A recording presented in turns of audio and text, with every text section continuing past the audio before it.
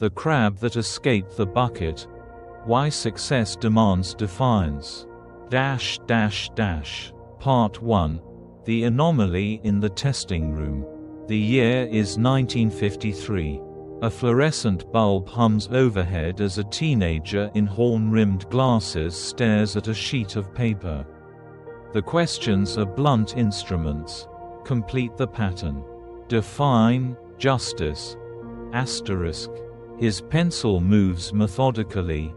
This is a world of concrete answers, of problems with edges. Fast forward 70 years. That same test now unfolds on a tablet. Its adaptive algorithms probing not just what asterisk the test taker knows, but how they think. The room is gone. The rules have changed. And so have the scores. It began with a psychologist in a cramped Dutch office, shuffling through decades of conscription data. The numbers shouldn't have moved. IQ was meant to be fixed. A North Star in the constellation of human ability. But there it was, a relentless upward creep. Generation after generation. By the time James Flynn connected the dots across 14 nations, the truth was undeniable. We weren't just learning more. We were thinking differently. The graphs tell the story best, those steep, almost arrogant lines climbing through the 20th century. A child from 1910 plucked from their coal-lit classroom and dropped into a modern high school would rank in the bottom 10%. Not because they were less, but because the world asked less of them. We taught them the game of memorization, of repetition. Their grandchildren, we gave them new rules.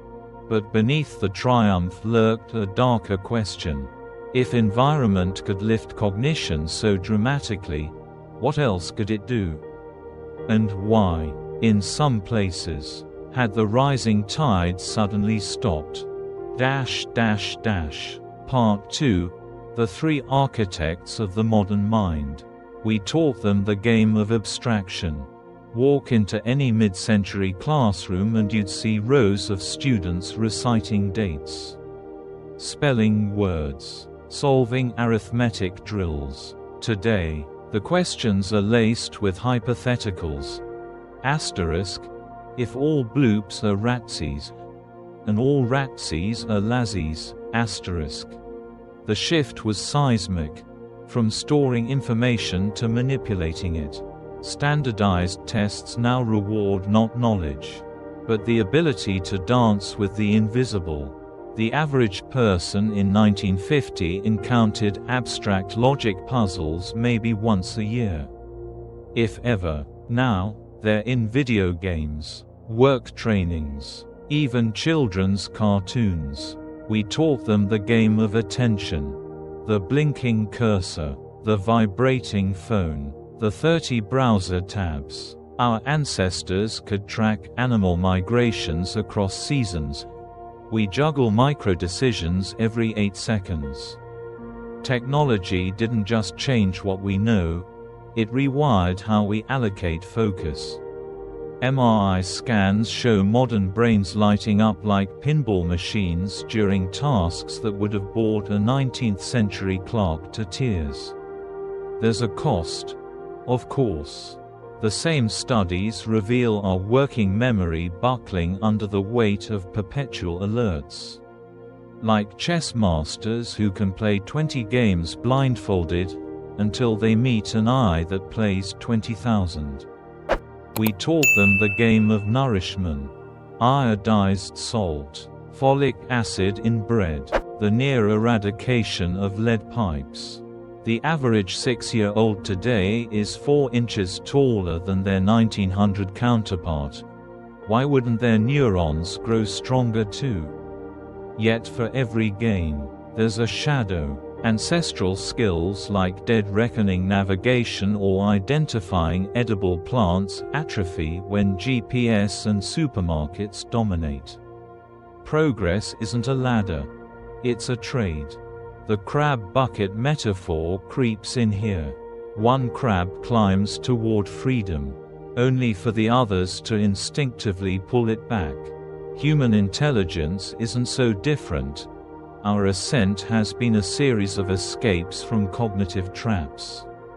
Each victory hard-won against the gravity of the familiar. Part 3. The plateau and the river. Then, the curve flattened. First in Scandinavia, then Britain, then the United States. By 2018, researchers noticed something unsettling. The Flynn effect wasn't just slowing. In some developed nations, it was reversing. The reasons are still murky. Saturated educational returns, digital overload, or have we simply hit the ceiling of what environment can do? But here's what gets lost in the panic. Intelligence was never about the score. It's about the dance between mind and world. Consider the river. Its power isn't just in the water, but in the way it sculpts the land, carving canyons, nourishing floodplains, abandoning old channels for new. Human cognition works the same.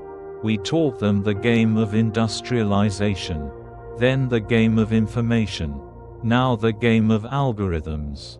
Each era's geniuses would be lost in the next.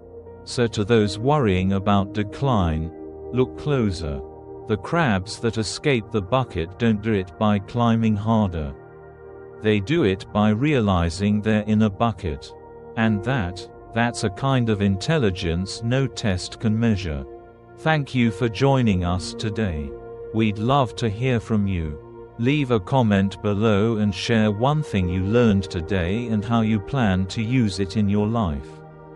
Your thoughts are important to us, so don't hesitate to share them. Reading your comments gives us great motivation and encouragement. If you enjoyed this video and found it helpful, please like, subscribe, and share. Your support helps us continue creating good content to inform and inspire you.